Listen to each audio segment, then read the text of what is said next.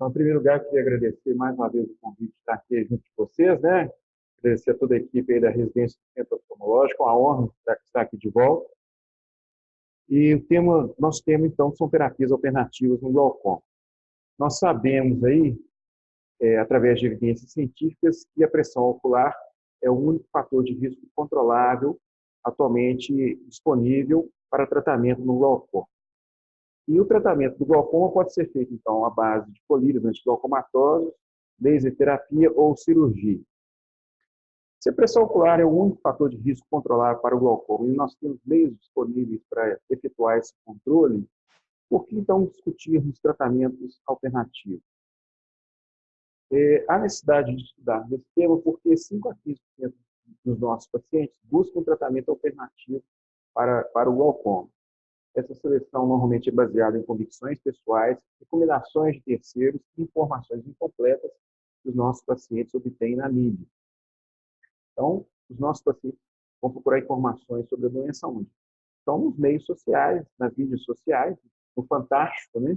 Segunda-feira é dia do paciente chegar e perguntar: doutor, você viu no Fantástico tal notícia? Então, a nós cabe a responsabilidade de orientarmos adequadamente os nossos pacientes, baseado não em informações que normalmente são superficiais, mas sim em evidências científicas. O tratamento alternativo pode ser problemático para os nossos pacientes. Por quê? Porque existe o risco do paciente fazer a seleção de uma forma de tratamento alternativo sem eficácia comprovada, existe o risco de efeitos adversos dessa terapia auto-instituída, interações medicamentosas indesejadas entre o medicamento eventualmente selecionado pelo paciente e outros medicamentos dos quais ele faça uso, além dos custos inerentes a essa forma de seleção e o risco de abandono ou negligência do tratamento médico oficialmente instituído. Então, os nossos pacientes, quando vêm aos nossos consultórios, principalmente quando existe o risco de perda importante da visão causada pelo glaucoma, o risco de cegueira, os nossos pacientes chegam apavorados. Eles estão em tratamento clínico e vendo, às vezes, que a doença pode estar progredindo, ou simplesmente em busca de uma alternativa, não que apenas estabilize a doença, mas que eventualmente lhes possibilite uma recuperação visual. Os nossos pacientes chegam aos nossos consultórios nos perguntando sobre novos medicamentos, existe uma grande curiosidade sobre o uso eventual da marihuana como tratamento adjuntivo do glaucoma, e eles querem saber, como eu disse, sobre terapia regenerativa, né? Eles querem ter a doença, como eu falei, não apenas estabilizada, mas curada. Então, existe perguntas sobre células-tronco, sobre transplantes, uso de dispositivos eletrônicos, e querem saber se eventuais mudanças de hábito de vida podem ajudar no seu tratamento. Bem, então esse é o tema da nossa palestra, né? O que existe de verdade e mito por trás de tudo isso que nos é perguntado, né? Então nós vamos abordar aqui novas drogas, neuroproteção, tratamento antioxidantes, uso da marihuana, terapia genética, células-tronco, próteses visuais e eventuais mudanças de hábito de vida. Sobre novas drogas. Há quase 20 anos, né, que o último princípio ativo foi introduzido para o tratamento de doença. Esse princípio ativo foram justamente os análises da prostaglandina. E hoje, 20 anos depois, a gente então está vendo a introdução, principalmente nos Estados Unidos, de novas formulações terapêuticas para tratamento do glaucoma. E entre essas novas formulações terapêuticas, entre esses novos princípios ativos, um dos mais comentados são os inibidores da ROCnase. O que são os inibidores da ROCnase? A ROCnase é uma enzima que, uma vez ativada por proteínas RO, ela desencadeia em vários tecidos do corpo uma polimerização de fibras de actina e miosina dentro do citoesqueleto celular, né, de células presentes em várias partes do corpo e do olho em particular, e no olho, especialmente na malha trabecular. E essa polimerização de fibras de actina e miosina promove, então, a contração do citoesqueleto celular. E no caso da malha trabecular, essa contração do citoesqueleto causa aumento da compactação da malha trabecular e, portanto, a redução do coeficiente de facilidade de escoamento do humor aquoso. Portanto, dificulta a saída do humor aquoso para fora do olho.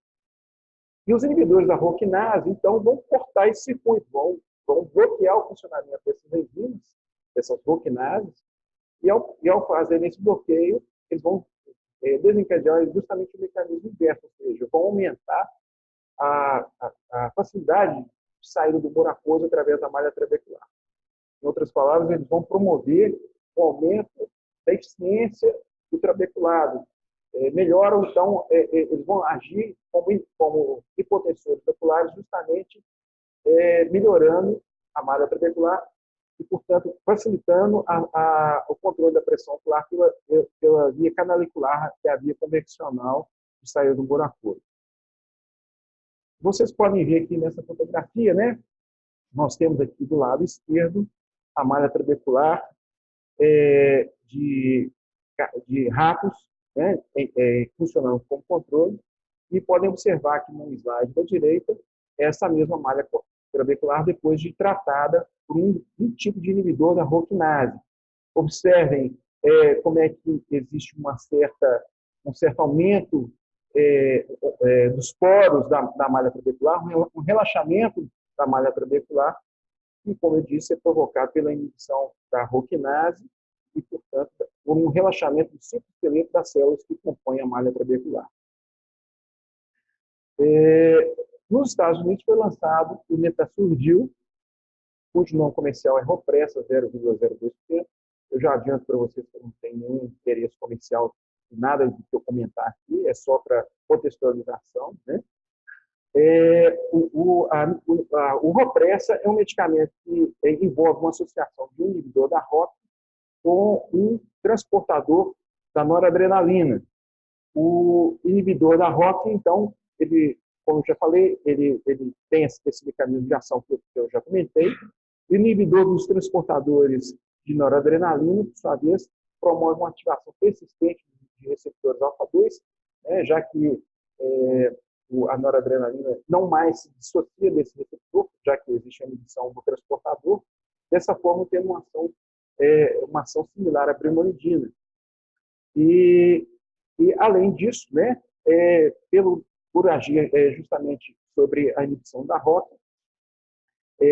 existe também um mecanismo de ação sobre os miócitos que envolvem os vasos sanguíneos, e dessa forma promovendo uma vasodilatação, uma venodilatação, e o Netazurdil, então, além de promover uma hipotensão ocular por aumento da saída de humor aquoso pelas vias canaliculares, ele também reduz a pressão venosa episcleral. Então, com esse medicamento, às vezes, a pressão ocular pode atingir valores muito baixos, próximos da faixa da normalidade, né, graças à redução da pressão venosa episcleral. Vocês podem ver aqui uma comparação do Ropressa com o Timolol. Observem que o medicamento, então, baixa a pressão ocular abaixo do Timolol em todos os horários do dia, né? O principal efeito colateral do Netazurdil é justamente a congestão ocular provocada graças àquela vasodilatação que eu comentei, né? Então, cerca de 40% dos pacientes desenvolvem congestão ocular, o olho vermelho, mas geralmente é um olho vermelho leve, bem tolerado pelos pacientes. O medicamento é usado uma vez por dia, não tem efeitos colaterais graves. Ele foi liberado pelo FDA em 2017. É um medicamento muito caro, custa $270 no frasco. Ele ainda aguarda liberação para uso na comunidade europeia e no Canadá. Uma outra droga liberada para uso, né, um outro inibidor da ROC, é o Ritazudil, que está sendo utilizado no Japão. Então, vocês já podem ver aí que os inibidores da ROC já começam a ter um uso mais amplo, né, em alguns mercados importantes no mundo. E o Roclatan, que é uma associação do Netazurdil com a latanoprosta. O Roclatan ele é capaz de promover uma maior redução da pressão ocular do que os seus componentes isolados. Então, ele promove uma redução da pressão ocular de cerca de 3 milímetros abaixo daquela do Ropressa sozinho e cerca de 2 milímetros abaixo daquela do latanoprosta sozinho. é também um medicamento de custo elevado, custando lá nos Estados Unidos $283. É claro, sendo uma associação do Ropressa com a latanoprosta, é esperado que os efeitos colaterais mais comuns dessa droga sejam aqueles das drogas, sejam aqueles similares às drogas isoladas. Então, é comum ter também hiperemia ocular, né? Um certo índice elevado de hemorragias conjuntivais e córnea vorticilata, ceratite punctata e outros, mas nada muito acentuado. Existem vários clinical trials em andamento nos Estados Unidos e no Japão para experimentação e liberação de outros inibidores ROCK, né? E possivelmente esse medicamento deve ser lançado aí em versões mais baratas e deve ter um uso mais difundido no mundo. Ele ainda não foi liberado ainda para uso aqui no Brasil, nenhum desses inibidores da ROCK. Uma outra classe de medicamentos que está liberada para uso lá nos Estados Unidos são os doadores de óxido nítrico, né? E nesses doadores de óxido nítrico, eu destacaria aqui o Visultra, né? Que é uma associação de latanoprost, de um análogo da prostaglandina, que é o latanoprosteno, bunoide, né? Que é uma associação de latanoprosta com óxido nítrico e o butanediol. Esse medicamento, quando destilado sobre o olho, ele sofre uma clivagem ao nível da córnea pelas esterases corneanas nos seus componentes, no latanoprosta, que vai justamente promover rebaixamento da pressão ocular, aumentando a drenagem ocular pelas vias extracanaliculares, né, principalmente uveoesclerais, no óxido nítrico, que tem uma ação direta sobre a malha trabecular, promovendo também o relaxamento direto da malha trabecular, e de forma similar ao Ropressa, embora por um mecanismo diferente, ele também promove relaxamento dos vasos sanguíneos, né? Então, aumentando dessa forma a drenagem pelas vias canaliculares, e o butanediol, que é inativo. Vocês podem ver aqui uma comparação do Visulta com o maleatimolol. Ele promove uma boa redução da pressão ocular em todos os horários do dia em relação ao timolol e, obviamente, uma redução maior do que aquela proporcionada pelo Ropressa.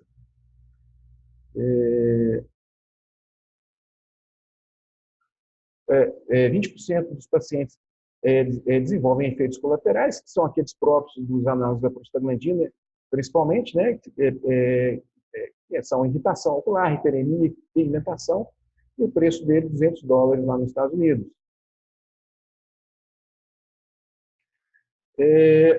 Uma terceira classe de novos medicamentos para tratamento do glaucoma são os agonistas da adenosina, que é o tramodenosol, né, 6%. Esses medicamentos se ligam ao receptor adenosina 1, né, que é um ativador de protease e metaloproteases que existe na malha trabecular, dessa forma promovendo uma digestão na malha trabecular, né, do colágeno que compõe a malha trabecular, e dessa forma ele também é um facilitador da saída do humor aquoso pelas vias canaliculares.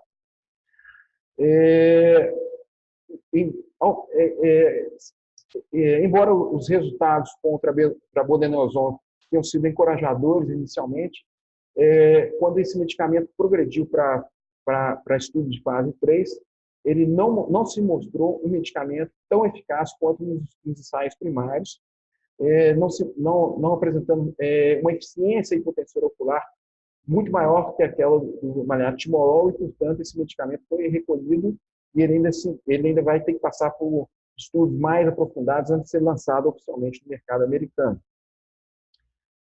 Novos análogos da prostaglandina também foram lançados, né, como o omidenepag e o cepetaprost, né, que estão em estudo no Japão. Ao contrário dos análogos de prostaglandina atualmente existentes, que agem principalmente sobre o receptor prostaglandina F2-alfa, esses medicamentos agem sobre o receptor E, né? E esse receptor E também é um modulador existente na malha trabecular e não nas vias ruberoesclerais, e, portanto, esses dois medicamentos agem promovendo o relaxamento da malha trabecular. Então, nós vimos aqui 4 medicamentos que agem na malha trabecular, sob mecanismos de ação diferentes, né? Esses dois medicamentos têm uma eficácia similar, ou um pouquinho melhor do que aquela do latanoprosta, né? E também tem efeitos colaterais similares aos demais análogos da prostaglandina.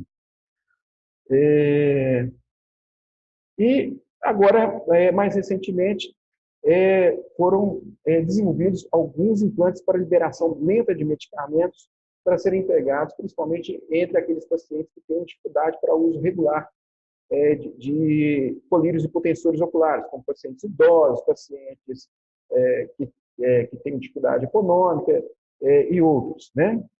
Entre eles, nós temos aqui um anel de bimatoprosta. Para quem é da minha geração, se lembra muito bem que existia, algumas décadas atrás, o Ocusert, que era um anel similar, que liberava inibidor da anidrase carbônica ocular, né? Essa ideia do bimatoprost ring, então, é baseada no antigo Ocusert, consiste num anel de silicone preenchido por bimatoprosta que é inserido no olho, e ali vai liberando gradualmente a bimatoprosta ao longo de 6 meses. Os estudos clínicos mostram uma redução razoável da pressão ocular quando comparado com as gotas separadas da bimatoprosta, porém, de maneira eficaz e relativamente estável ao longo do intervalo de tempo em que esse anel permanece no olho, que são 6 meses. Esse anel não é bioerodível, então, ao final de 6 meses, ele é retirado e trocado, né?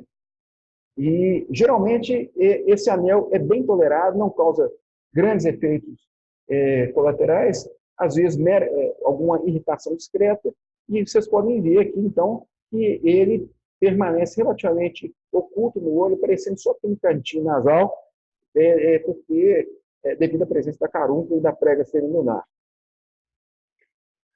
Um outro implante que está sendo desenvolvido é esse EMD 515.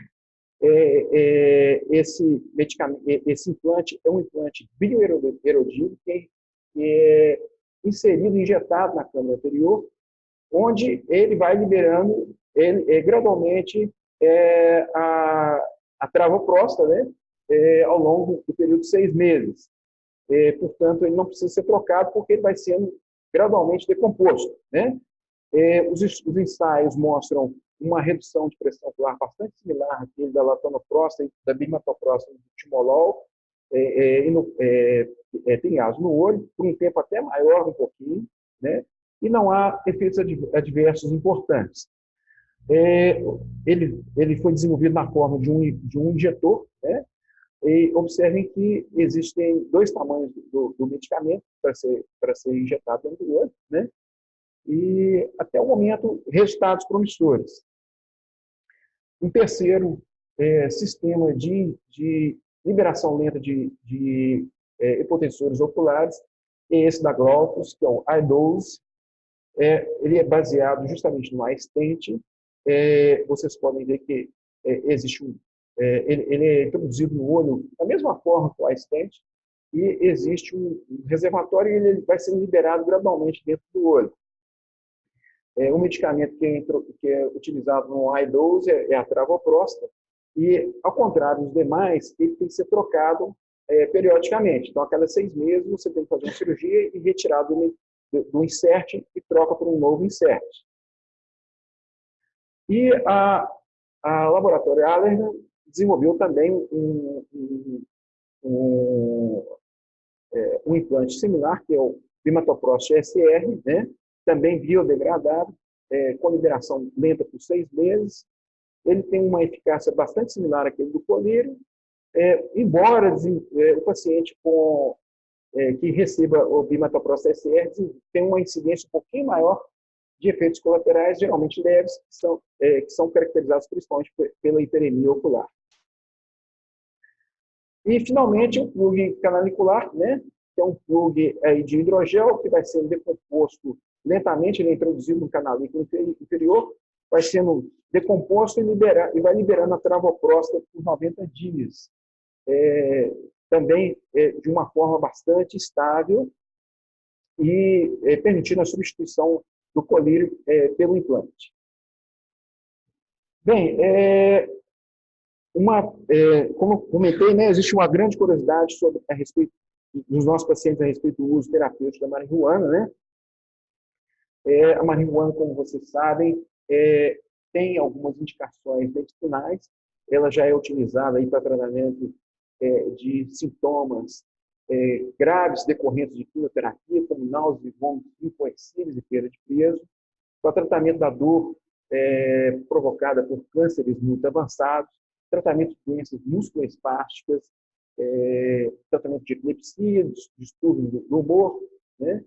E, em 1971, um artigo publicado mostrou que o uso de cigarros de marihuana promovia, então, reduções expressivas da pressão ocular. Nós temos aqui duas fontes de canabinoides, né? Uma oriunda da planta, que são os fitocannabinoides. A planta ela possui cerca de 120 a 140 princípios ativos, dos quais dois são os mais importantes, que é o delta-9 tetraído canabidiol, né? Que é também chamado de THC, que é o princípio psicoativo da planta, e é um princípio que promove a maior redução da pressão ocular. E o segundo princípio ativo importante é o canabidiol, que é o princípio não euforizante, e hoje é muito utilizado para tratamento de estados epiléticos, né, os status epiléticos, e que não promove redução da pressão ocular, podendo até mesmo determinar aumento da pressão ocular. O nosso corpo tem um sistema completo de receptores para canabinoides e tem uma produção endógena de canabinoides. São dois dos princípios ativos principais, que é a anandamida e dois araquidônico-glicerol, todos derivados do ácido araquidônico.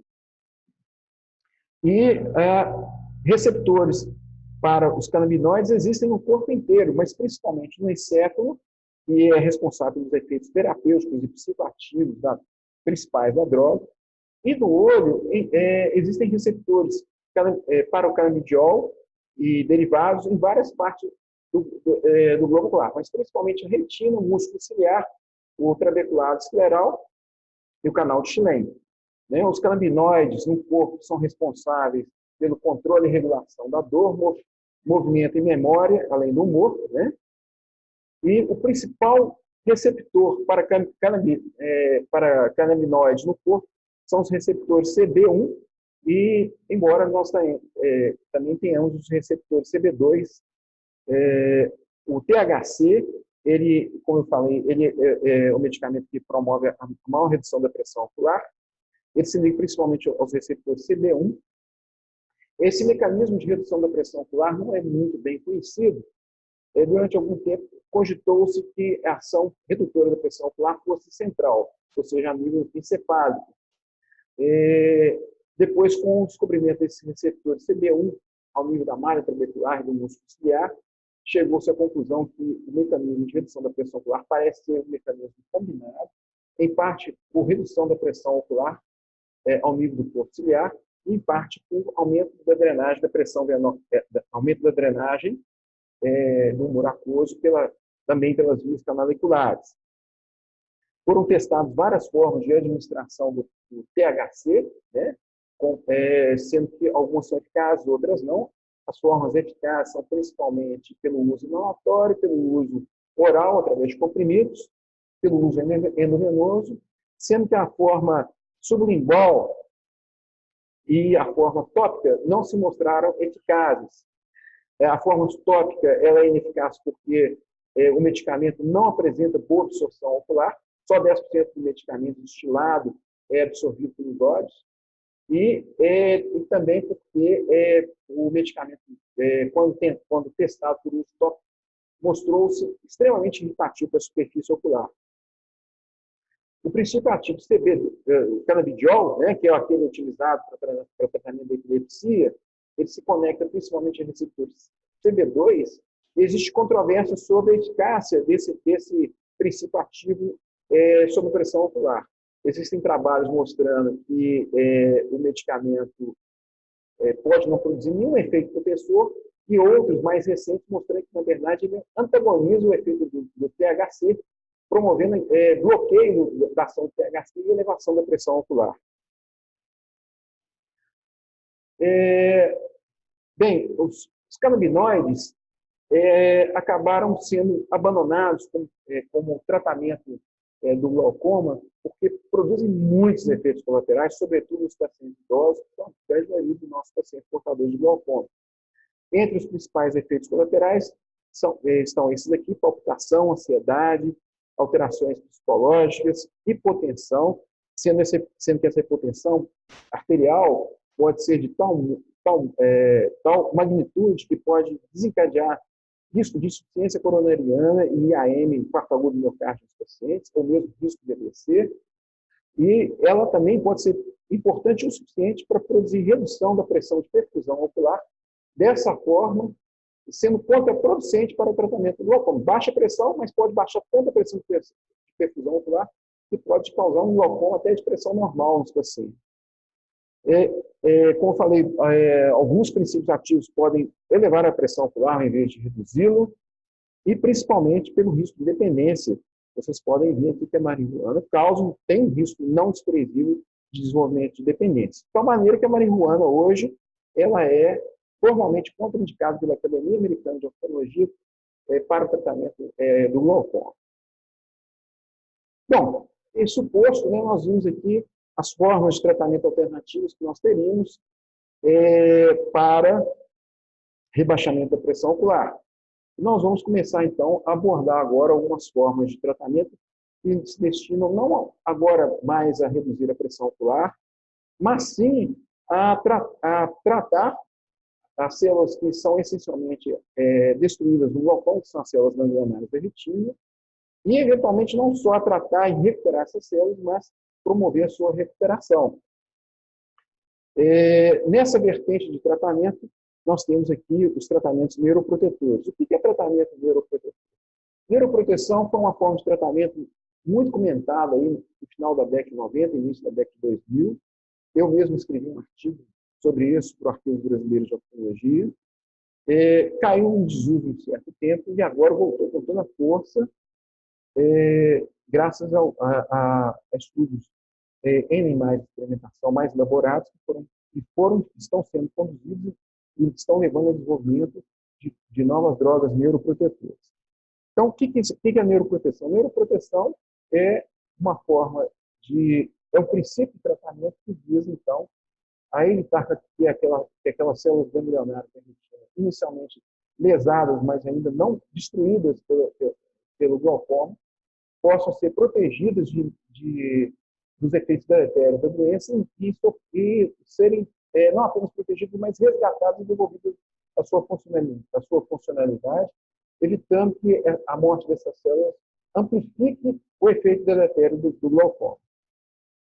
Então, só lembrando, quem assistiu à minha primeira aula sobre a fisiopatologia do glaucoma, né, só lembrando que o aumento da pressão ocular pode causar lesão glaucomatosa, seja por um mecanismo mecânico, né, que acontece principalmente ao nível da lâmina periforme, que leva ao estiramento dos axônios das células ganglionares, né, seja por um mecanismo vascular, através da redução da perfusão dos axônios das células ganglionares da retina ao nível, principalmente, da cabeça do nervo óptico, e ali, principalmente ao nível laminar, que promove, em última análise, uma lesão mecânica e vascular axonal, que causa, por sua vez, desorganização do ciclo esqueleto das células ganglionares da retina, desorganização aí, das fibras dos microtúbulos e microfilamentos, que promovem o transporte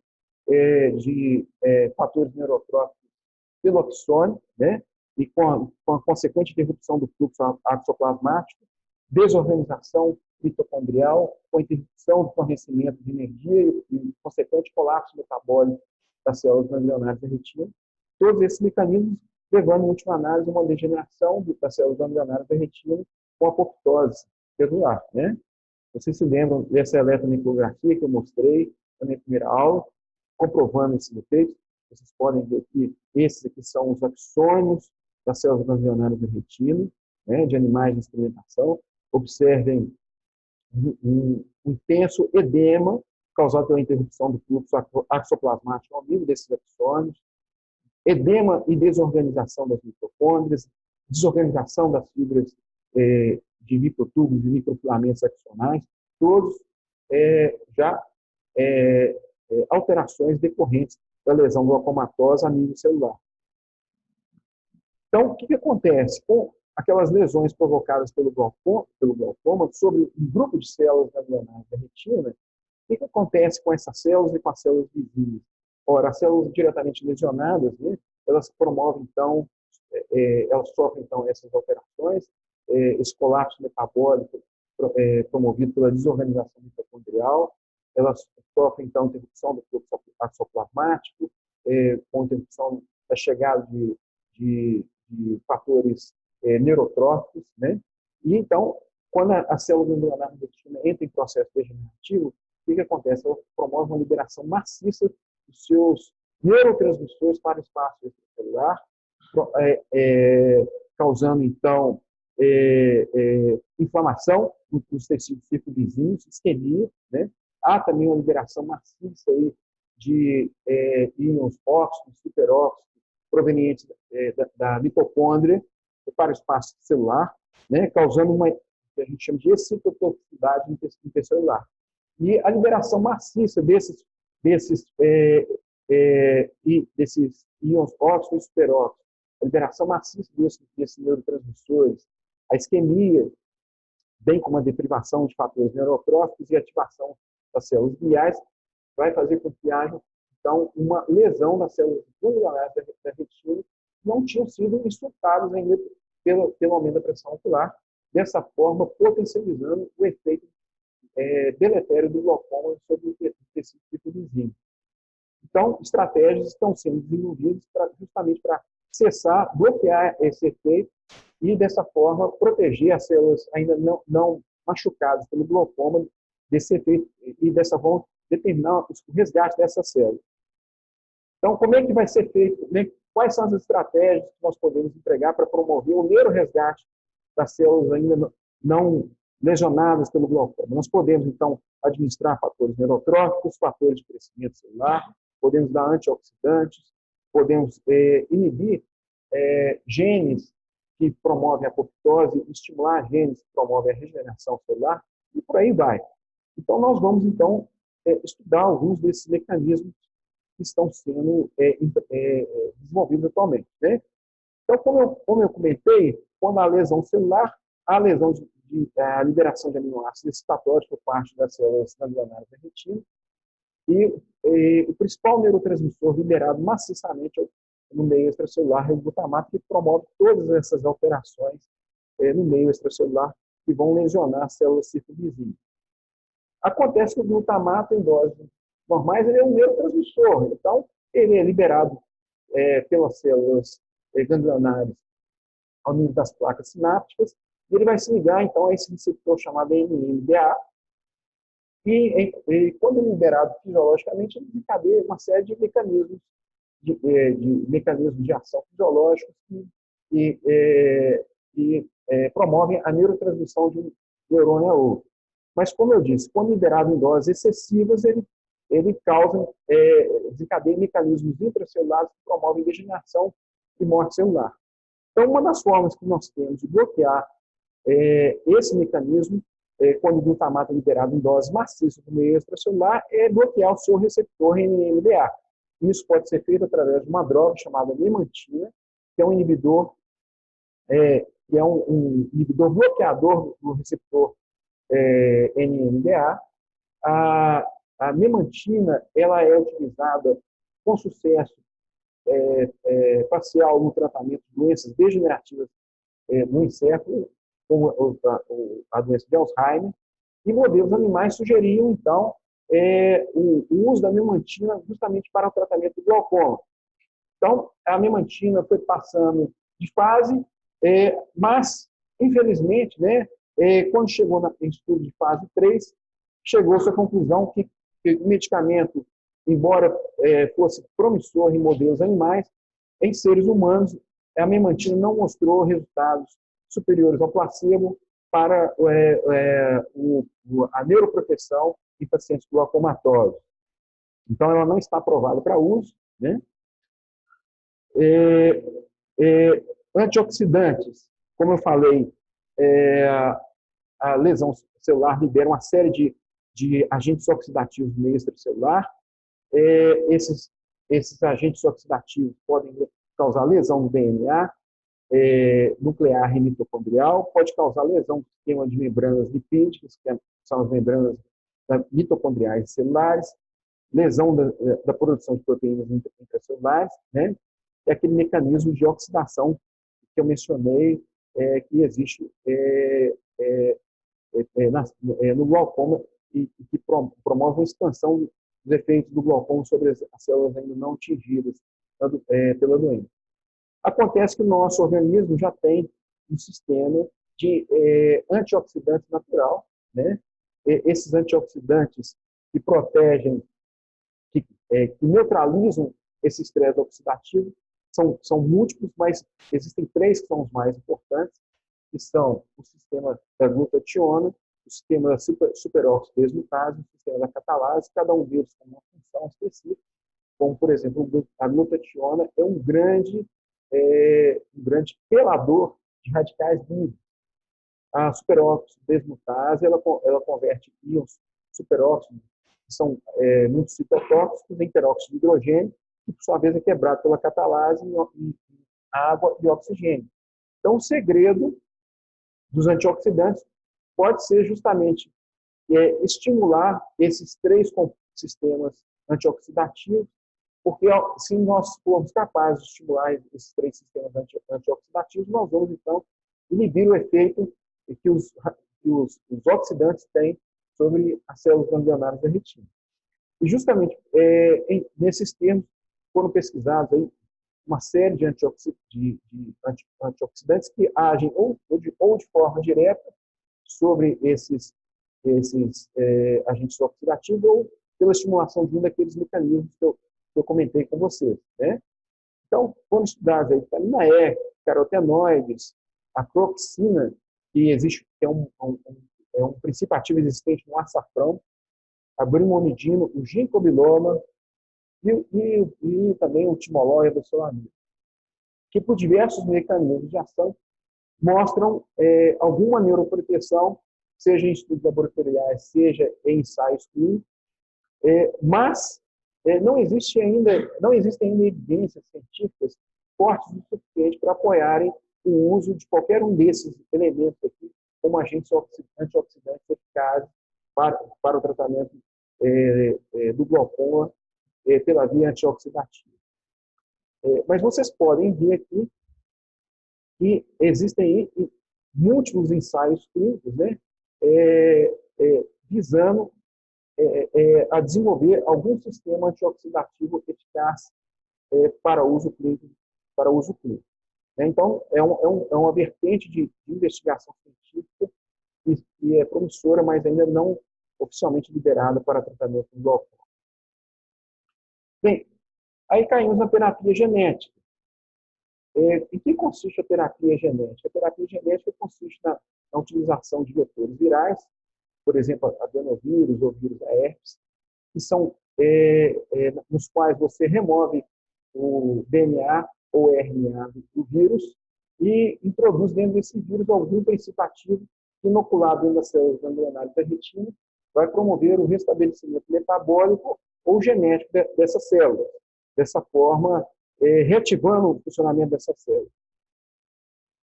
Então, essa terapia genética, utilizando vetores virais, pode, por exemplo, inocular fatores neurotróficos no interior da célula, recompondo aqueles fatores que tinham sido depletados pela parada do axoplasmático. Podemos introduzir genes antiapoptóticos no interior dessas células, ou genes estimuladores do metabolismo celular, fazendo com que aqueles genes apoptóticos inicialmente ativados pelos mecanismos de excitabilidade neuronal sejam bloqueados, né? Dessa forma promovendo o resgate metabólico das células ganglionares da retina. Ou podemos introduzir diretamente enzimas antioxidantes no interior dessa célula, dessa forma promovendo a recuperação metabólica das células ganglionares da retina. Vocês podem ver aqui que existem vários clinical trials ou estudos em várias fases de desenvolvimento empregando essas tecnologias, né? Embora também elas ainda não estejam oficialmente liberadas para tratamento do glaucoma. Existem várias dificuldades e limitações no emprego da terapia genética para o tratamento do glaucoma e outras doenças oculares, né? Quais são essas limitações? Primeiro, hoje nós não temos ainda um vetor único que seja utilizado, são vários os tipos de vírus empregados para a inoculação desses princípios ativos no interior da célula, que dificulta a comparação entre esses vetores. Nós temos uma dificuldade na transferência genética adequada. Somos capazes de introduzir os elementos dentro da célula, mas essa penetração e a localização, ligação ao alvo dos princípios ativos injetados não é muito constante. Existe sempre um risco potencial de mutagênese e desenvolvimento de câncer. E, finalmente, como são vírus, essas partículas podem causar respostas imunológicas e existe sempre o temor de desenvolvimento de reações autoimunes quando a gente emprega esse tipo de tratamento, né? Então, até o momento, o caminho é promissor, mas existe pouco impacto para a neuroproteção eficaz, né, para o tratamento efetivo dos nossos pacientes de portadores de glaucoma. Então, daí nós chegamos às células-tronco, né? As células-tronco, o uso de células-tronco é uma ideia que consiste no desenvolvimento de células embrionárias, né, para a introdução na retina ocular, com vistas a promover o neuroresgate das células ganglionares da retina lesionadas, através da veiculação por células saudáveis de princípios ativos que possam se difundir ao meio extracelular e promover o neuroresgate das células que estejam doentes. Ou mesmo para promover a neuroregeneração, que é uma forma de terapia regenerativa, ou seja, a introdução de células tronco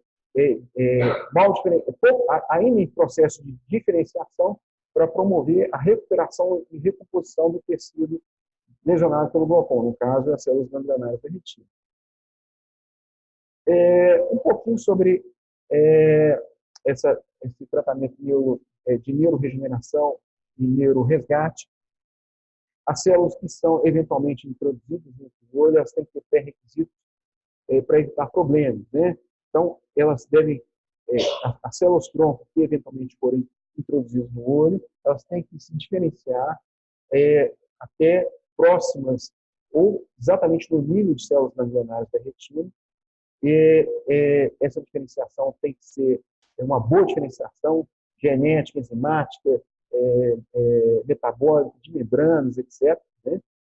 As células têm que apresentar, uma vez introduzido dentro do olho, estabilidade fenotípica. Isso é muito preocupante, porque nós conseguimos promover essa diferenciação, uma diferenciação até boa, mas uma pequena porcentagem dessas células assim diferenciadas, depois elas regridem, retroagem na sua diferenciação, criando contaminações que podem gerar tecidos que não são previstos para aquele local, ou seja, desenvolvimento de teratomas. Existe um problema em se garantir, em se introduzir e garantir a penetração e integração tecidual dessas células no local.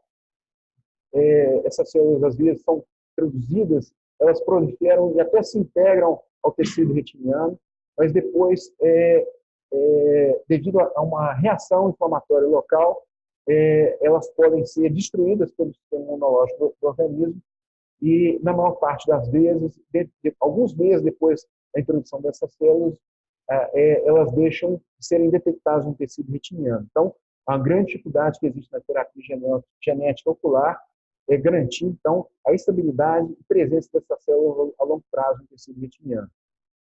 Então, aqui para mostrar para vocês algumas características fenotípicas, né, que essas células precisam apresentar quando se desenvolvem de células-tronco para células do epitélio pigmentar na retina. Hoje, os estudos mais avançados envolvem o emprego dessas células para tratamento de algumas doenças neurodegenerativas da retina, como a degeneração macular relacionada à idade, doença de Stargardt, retinose pigmentar. Né? Bom, e como é que é o princípio do emprego dessas células? Existem três maneiras básicas da gente usar células-tronco dentro do olho. Nós podemos usar células-tronco embrionárias provenientes de blastócitos do embrião. Podemos empregar células adultas já bem diferenciadas, fazendo com que elas sofram uma regressão parcial para se desenvolverem células pluripotentes. Ou podemos pegar células somáticas do próprio organismo, dar uma ativada nessas células, fazendo com que elas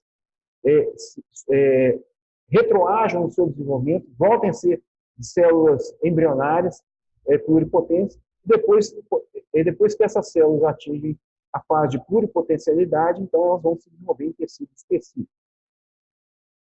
Então, falando um pouquinho aqui sobre as células troncoembrionárias humanas, né? Essas células são as mais promissoras, porque elas são obtidas diretamente do blastocisto, né? São células chamadas pluripotentes, porque elas podem gerar todos os tipos de linhagens celulares do corpo humano, né? Células derivadas no ectodermo, mesodermo e endodermo. E essas células podem ser obtidas do blastocisto sem destruição do embrião. Mas existe considerável debate ético sobre a utilização dessas células. Uma segunda maneira de obter células-tronco podem ser provenientes de linhagens de células adultas, né?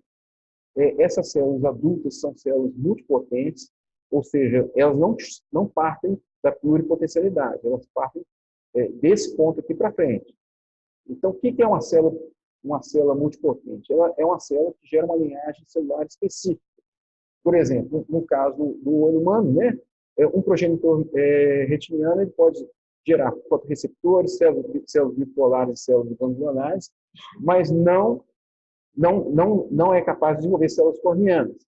Essas células tipicamente residem em nichos específicos em tecidos-alvo, como, por exemplo, no cérebro, nos dentes, na polpa digital, na polpa dentária, nos órgãos, no ovário e no testículo. E são células que ficam ali quiescentes no tecido-alvo, podendo ser reativadas quando necessário. Aqui são exemplos de algumas células tronco adultas, né, existentes no olho, né? Por exemplo, nós temos aqui células neurais que existem na periferia da retina, células-tronco que existem na periferia, no limbo corneano e assim por diante. E, finalmente, as células mais promissoras são as células tronco-embrionárias induzidas a partir de células somáticas, que são células adultas somáticas, como eu falei, que podem ser reprogramadas para o estado embrionário e a partir daí desenvolverem tecidos específicos. Isso geralmente é feito através da estimulação dessas células por transcritores virais, da maneira que eu mencionei anteriormente. É importante comentar que todas essas células embrionárias apresentam imunologia de superfície, portanto, podem estimular uma reação imunológica contra elas, mas dessas células, aquelas que menos estimulam a imunidade são as células pluripotentes, provenientes de células somáticas induzidas, porque elas são retiradas do próprio hospedeiro, da própria pessoa que está precisando de ser tratada. Um exemplo de emprego dessas células tronco embrionárias em casos de glaucoma são as células mesenquimais tronco. Essas células têm sido utilizadas em modelos experimentais para recuperação então, das células ganglionares da retina. Essas células, como eu falei, são multipotentes, elas são fáceis de obter, elas podem ser obtidas na medula óssea, no cordão umbilical, no líquido amniótico e outras fontes, e elas não causam grande reação autoimune, então elas podem ser usadas sem necessidade de imunossupressão. Observem que elas têm múltiplas ações benéficas para a retina, elas podem ser utilizadas, seja injetadas diretamente na cavidade vítreo, seja de forma subretiniana. E outro tipo de célula, então, que pode ser utilizada são as células tronco embrionárias, que são aquelas que são provenientes dos embriões, né? Elas têm maior habilidade para regeneração de fotorreceptores do que as células mesenquimais, por exemplo. Os estudos são bastante favoráveis, porque mostram boa integração dessas células, mas, como eu comentei, existe aí considerável debate ético sobre a possibilidade de uso dessa célula. Isso aqui é para mostrar que existem múltiplos ensaios clínicos em diferentes fases de desenvolvimento, mas geralmente ainda empregando modelos animais, mas para mostrar que existe aí todo um burburinho, né, de estudos científicos para se tentar viabilizar essas células tronco-embrionárias para uso efetivo no tratamento do glaucoma. E, finalmente, né, temos aqui o uso de próteses eletrônicas para tratamento de doenças oculares, né? Como eu já falei também, principalmente em casos de degeneração macular relacionada à idade, retinose pigmentar, mas também glaucoma. Em que consistem essas próteses visuais? Consistem no emprego desses arranjos fotovoltaicos, né, que são implantados dentro do olho na retina. Podem ser implantados sobre a retina, que é o arranjo epirretiniano, debaixo da retina neurosensorial, que são os arranjos subretinianos, ou supracoroidianos. Aqui é um chip implantado num arranjo subretiniano, né? Vocês podem ver aqui as células fotovoltaicas e a retina deitada sobre esse chip, né? Qual é o princípio de emprego desses implantes? Você teria, então, um óculos que teria uma telecâmera. Essa telecâmera capta a imagem visual, a imagem que a pessoa não consegue ver, né? Essa imagem, então, ela é liberada de ruídos, amplificada e liberada para uma unidade processadora que o paciente carrega consigo. Essa unidade processadora envia por infravermelho a imagem para uma unidade intraocular, né, que fica ali na região da fóvea. Essa imagem, então, é captada por essa unidade foveal, né, e transmitida para as células ganglionárias da retina. Isso aqui eu me refiro a uma unidade, um exemplo para tratamento, por exemplo, de doença macular relacionada à idade.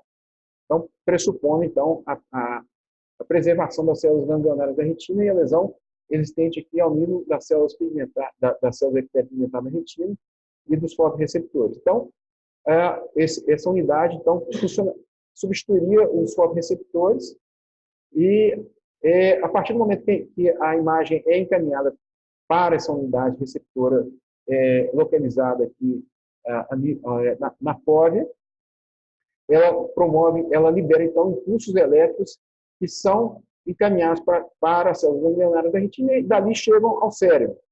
E os estudos mostram que os impulsos elétricos liberados por esses chips são praticamente idênticos àqueles impulsos elétricos produzidos pelas células fotorreceptoras que estão lesionadas, promovendo, então, uma elicitação, uma estimulação de imagens no cérebro do paciente que se aproximam razoavelmente bem daquelas imagens enxergadas pelo olho humano. Esse aqui é uma dessas unidades, é uma dessas próteses oculares desenvolvidas para uso humano, né? Que emprega exatamente aquele princípio que eu falei para vocês, né? Esse aqui é o chip no olho de uma pessoa mesmo, tá? O chip é colocado na fóvea. O chip ele tem algumas garrinhas que permitem que ele seja afixado sem suturas na retina. Isso aqui é introduzido por uma vitrectomia dentro do olho, né? Essa unidade ela fica ela é colocada na superfície do globo ocular como se fosse uma cinta uma cinta igual daquelas que é empregada para tratamento de descolamento de retina, né? E ela contém então aquela unidade processadora que transmite a imagem do chip lá dentro do olho. E esse conjunto aqui fica externo, fica pendurado, na pessoa, ou no pescoço, ou no cinto, né? Então, o óculos capta a imagem, igual eu falei, essa imagem é enviada para essa unidade processadora, essa unidade processadora retira o ruído da imagem, amplifica a imagem, encaminha para essa unidade intermediária que fica na superfície do globo ocular. Essa unidade que é suturada na superfície do globo ocular, ela transmite a imagem para o chip, e o chip, então, transmite, libera pulsos elétricos para a retina, que elicitam, então, uma memória visual no paciente.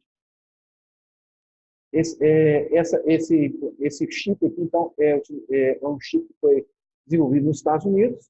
Esse outro emprega um mecanismo similar, é um chip alemão, né? Só que, ao invés de utilizar aquele sensor que os americanos desenvolveram, ele emprega um chip intraocular que é muito parecido com o chip utilizado nas câmeras de fotografia digital.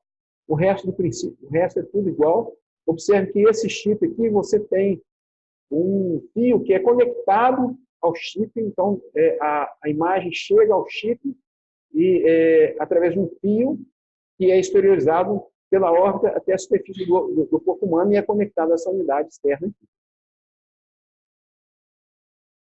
O que os estudos mostraram? Foram estudados aí cerca de 100 e poucos pacientes, totalmente cegos, ou seja, totalmente sem acuidade visual ou com percepção de luz duvidosa.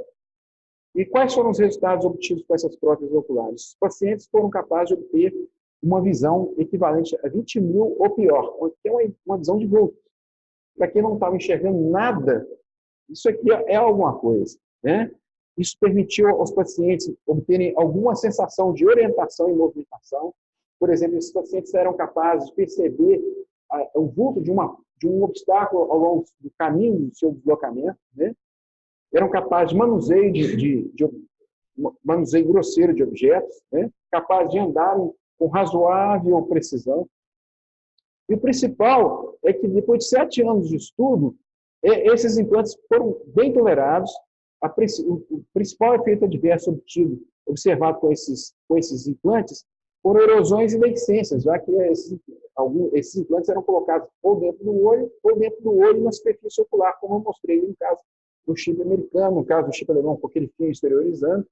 Casos de endoftalmite ocorreram, mas foram muito poucos, acho que foi 1 ou 2 casos no estudo inteiro, né? No caso do Argus, que é aquele primeiro implante americano, como eu falei, o implante é colocado em situação epretiniana. No caso do segundo implante, o alemão, ele é colocado subretiniano, né? Então, são estudos promissores. A maior parte dos pacientes estudados mostrou uma satisfação razoável com esses implantes, e tudo leva a crer que possivelmente eles poderão ser utilizados aí para tratamento dessas doenças degenerativas que eu mencionei, retinianas, e eventualmente para uso no glaucoma. E, finalmente, né, mudanças de estilo de vida. Será que elas têm algum impacto no glaucoma?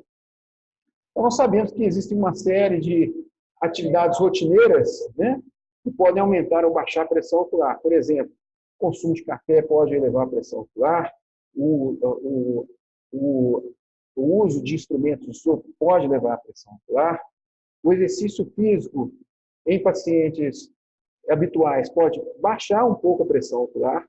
Em casos de pacientes portadores de dispersão pigmentária ou glaucoma pigmentário, pode aumentar a liberação de pigmento e causar picos importantes da pressão ocular. E certos tipos de exercícios que envolvem manobra de valsalva, como, por exemplo, levantamento de pesos, podem causar picos também de pressão ocular, podem ser eventualmente perigosos em quem tem uma lesão glaucomatosa muito significativa.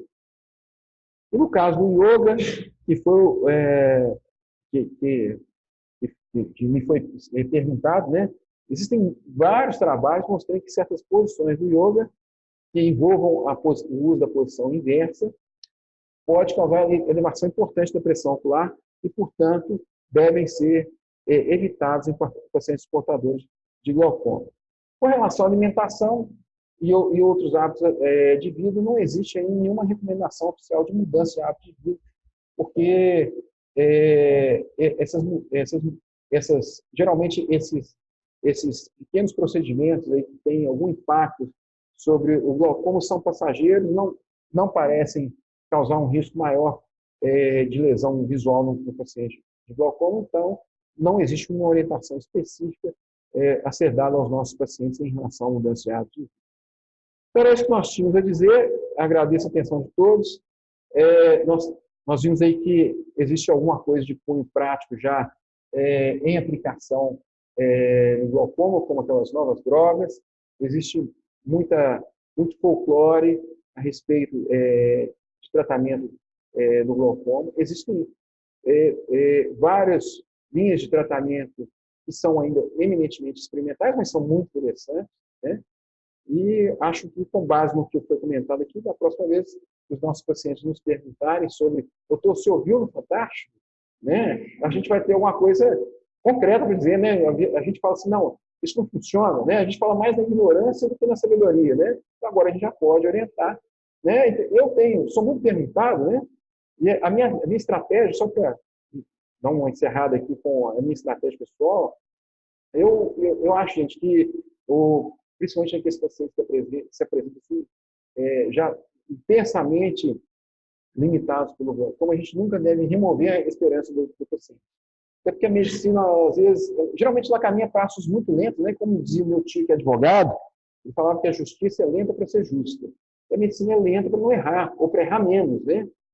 Para que a gente possa empregar nos nossos pacientes tratamentos realmente eficazes, com menor risco de causar iatrogenia. Então, mas a gente se surpreende, às vezes a gente vê aí a descoberta, a introdução de novas formas de tratamento que possibilitam resultados que a gente não esperava. Então, eu tenho por hábito nunca tirar a esperança do paciente, mas eu nunca dou um horizonte de prazo, né? Então, quando o paciente pergunta, doutor, e aqui, existe aí algum dispositivo eletrônico? Célula-tronco é possível? Não, célula-tronco é possível, né? Oi? Ela está em desenvolvimento, né? Já tem aí estudos experimentais já passando para seres humanos, né? Mas a gente não sabe, né? Como é que isso vai ser feito. O senhor imagina como é que nós vamos ter que recuperar as conexões do olho com o cérebro? Essa recuperação não pode ser feita de forma desordenada, tem que ser feita ponta a ponta, etc. Né? Eu que agradeço, obrigado pelo convite e pela oportunidade. Obrigado.